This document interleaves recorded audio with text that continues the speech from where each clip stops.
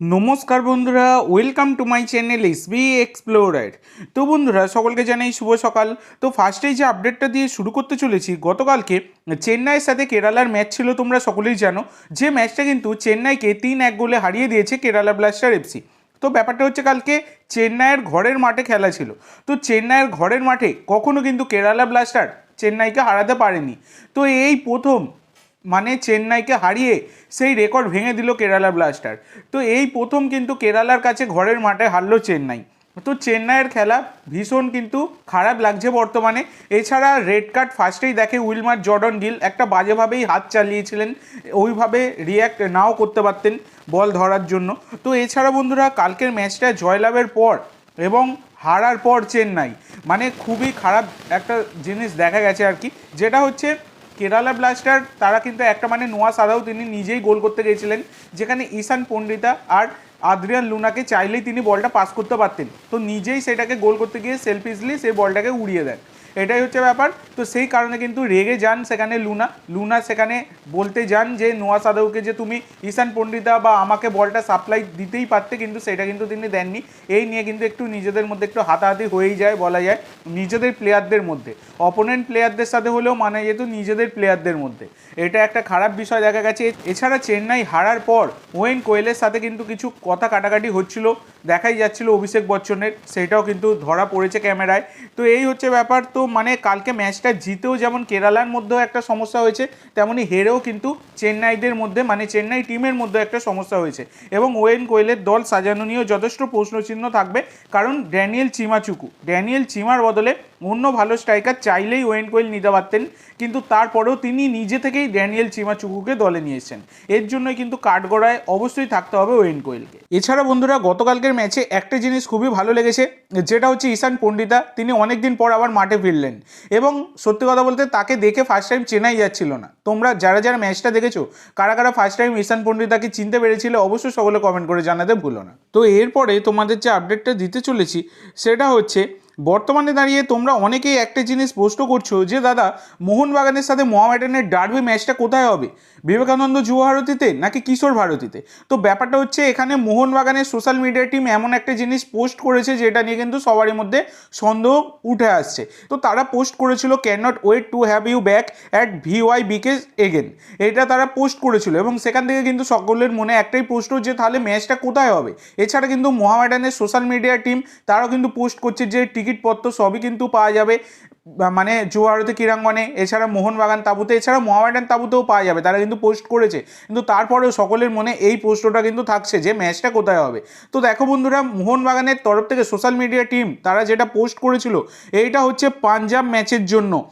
Punjab match রয়েছে, মোহনবাগানের যে ম্যাচটা ডার্বি রয়েছে 1 তারিখে, 1 ফেব্রুয়ারি, সেই ম্যাচটা কিন্তু হবে কিশোর ভারতী স্টেডিয়ামেই, সেটা কোনো যুব ভারতীতে হবে না। আর মোহনবাগানের সোশ্যাল মিডিয়া টিম যেটা পোস্ট করছিল, সেটা হচ্ছে এই ডার্বি ম্যাচের পরেই কিন্তু মোহনবাগানের সাথে পাঞ্জাবের ম্যাচ রয়েছে, যেটা ঘরের মাঠে খেলবে মোহনবাগান 5ই ফেব্রুয়ারি সন্ধ্যাবেলা 7:30 থেকে। তো সেই ম্যাচের অনলাইন টিকিট সংক্রান্ত বিষয় নিয়ে তারা কিন্তু আবার গতকালকে পোস্ট করে জানিয়ে দিয়েছে। তো ব্যাপারটা হচ্ছে, পুরোপুরি ওই পোস্টটা সম্পূর্ণই ইঙ্গিত করছে এই পাঞ্জাব ম্যাচের জন্য। তো মোহনবাগানের সাথে মোহামেডানের যে ডার্বি ম্যাচ, সেই ম্যাচটা কিন্তু মোহনবাগানের অ্যাওয়ে ম্যাচ, এবং মোহনবাগান কিশোর ভারতী ক্রীড়াঙ্গনেই খেলবে, এই হচ্ছে ব্যাপার। তো এরপরে তোমাদের যে আপডেটটা দিতে চলেছি, সেটা একটা বড় আপডেট, সেটা মোহামেডানের কোচ আন্দে চেরনিসভকে নিয়ে। তো চেরনিসভ তিনি কিন্তু মোহামেডানের কোচের পদ থেকে পদত্যাগ করেছিলেন, তিনি সেটা জানিয়েছিলেন। তো অবশেষে কিন্তু তোমাদেরকে গতকালকে সকালের ভিডিওতে জানিয়েছিলাম, তার সাথে মিটিংয়ে বসছে মোহামেডান কর্তারা, আশা করা যাচ্ছে তিনি থেকে যেতে পারেন। এবং সেই রকমটাই কিন্তু হলো, মোহামেডানেই থাকছেন আন্দে চেরনিসভ, সেটা কিন্তু গতকালকে মোহামেডান কর্তারা তারা কিন্তু জানিয়ে দিয়েছেন। এর পরের আপডেটে যাওয়ার আগে অবশ্যই তোমাদের সকলের কাছে আমার একটাই অনুরোধ, যারা যারা ভিডিওটা দেখছো অবশ্যই সকলে চ্যানেলটি সাবস্ক্রাইব করে দিও। সাবস্ক্রাইব করা সম্পূর্ণ ফ্রি, তাই যারা যারা ভিডিও দেখছো একটা করে সাবস্ক্রাইব করতে কিন্তু কেউ ভুলো না।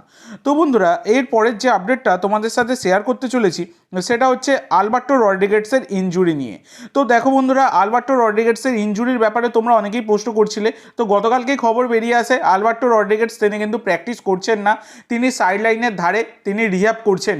এবার সেখান থেকে কিন্তু অনেকেই প্রশ্ন করছো যে দাদা, তাহলে কি আলবার্টো রড্রিগেজের ইনজুরি হয়েছে এবং তিনি কি ডার্বি ম্যাচে খেলতে পারবেন না? তো দেখো বন্ধুরা, যেটুকু খবর পাওয়া গেছে একদমই সত্যি কথা। যেটা হচ্ছে আলবার্টো রড্রিগেজ, তিনি কিন্তু সাইড লাইনের ধারে রিহ্যাব করছেন এবং দলের সাথে তিনি কিন্তু অনুশীলন করেননি বল পায়।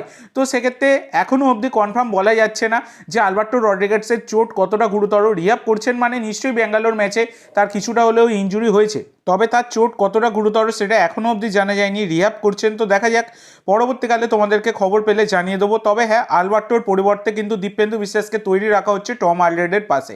তো এবার দেখা যাক কী হয়। তো এরপরে তোমাদের যে আপডেটটা দিতে চলেছি সেটা হচ্ছে অবশেষে কিন্তু আইএসএলের নক আউটের সূচি ঘোষণা হয়ে গেল, সেটা তোমাদেরকে জানিয়ে দিই। তো নক আউট হবে কিন্তু মার্চের 29 আর 30 তারিখে নক আউট হবে। আর সেমিফাইনাল হবে, ফার্স্ট লেগের সেমিফাইনাল এপ্রিলের 2 আর 3 তারিখে, আর সেমিফাইনাল সেকেন্ড লেগের সেমিফাইনাল হবে এপ্রিলের 6 আর 7 তারিখে।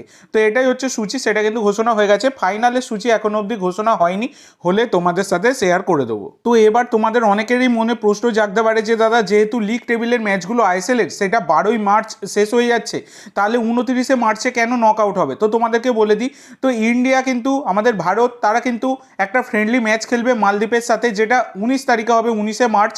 তো সেই ফ্রেন্ডলি ম্যাচ খেলার পর ভারতের সাথে কিন্তু বাংলাদেশের ম্যাচ রয়েছে এএফসি এশিয়ান কাপ কোয়ালিফিকেশানের, যেটা 25শে মার্চ হবে। তো সেইগুলো সব মিটে যাওয়ার পর, মানে ইন্টারন্যাশনাল ডিউটি মিটে যাওয়ার পর কিন্তু নকআউট ম্যাচগুলো খেলা হবে 29-30 তারিখে। এই হচ্ছে ব্যাপার, সেই কারণে কিন্তু এতটা গ্যাপ রয়েছে, তোমাদেরকে জানিয়ে দিলাম। আশা করব তোমাদের মনে আর কোনো প্রশ্ন থাকবে না এই বিষয়ে। তো এরপরে তোমাদের যে আপডেটটা দিতে চলেছি সেটা হচ্ছে গোলকিপার কমলজিৎ সিংকে নিয়ে। তো ব্যাপারটা হচ্ছে, গোলকিপার কমলজিৎ সিং তিনি কিন্তু যোগ দিয়েছিলেন উড়িষ্যা এফসিতে, তবে উড়িষ্যা এফসিতে তিনি একদমই সুযোগ পাচ্ছেন না। তো গোলকিপার কমলজিৎ সিং, যিনি 29 বছর বয়সী ভারতীয় গোলকিপার, মার্কেট ভ্যালু 40 লাখ টাকা, তো তিনি কিন্তু এবার উড়িষ্যা থেকে যোগ দিতে চলেছেন কেরালা ব্লাস্টার এফসিতে। তো কেরালা ব্লাস্টারে তিনি কিন্তু সাইন করে দিয়েছেন, তবে এর মধ্যে একটা শর্ত রয়েছে, যেমন রাহুল কেপিকে নিয়েছিল কেরালা থেকে উড়িষ্যা, সেই রকমই শর্ত যে কেরালার বিরুদ্ধে ম্যাচে রাহুল কেপিকে ইউজ করতে পারবে না উড়িষ্যা, সেই রকম কিন্তু তারা করতেও পারেনি। সেই রকমই কিন্তু আবার উড়িষ্যা থেকে যেহেতু কেরালাতে গেলেন এই কমলজিৎ, তো সেই রকমই কিন্তু আবার শর্ত দিয়েছে উড়িষ্যা এফসি, মানে এবারে যদি প্লে অফে দেখাও হয় কেরালার সাথে উড়িষ্যার, তাহলে কিন্তু গোলকিপার কমলজিৎ সিংকে মাঠে নামাতে পারবে না কেরালা ব্লাস্টার, উড়িষ্যার বিরুদ্ধে মাঠে নামাতে পারবে না, এই রকমই কিন্তু শর্ত দেওয়া আছে। তো এই ছিল আজকের টোটাল আপডেট। আই হোপ ভিডিওটা তোমাদের ভালো লেগেছে। তো আজকের জন্য এইটুকু বন্ধুরা, ভিডিওটি ভালো লাগলে অবশ্যই লাইক করো, শেয়ার করো, আমার চ্যানেলে প্রথমবার এসে থাকলে চ্যানেলটি সাবস্ক্রাইব করো, আর কমেন্ট করে জানাও ভিডিওটি কেমন লাগলো। ধন্যবাদ।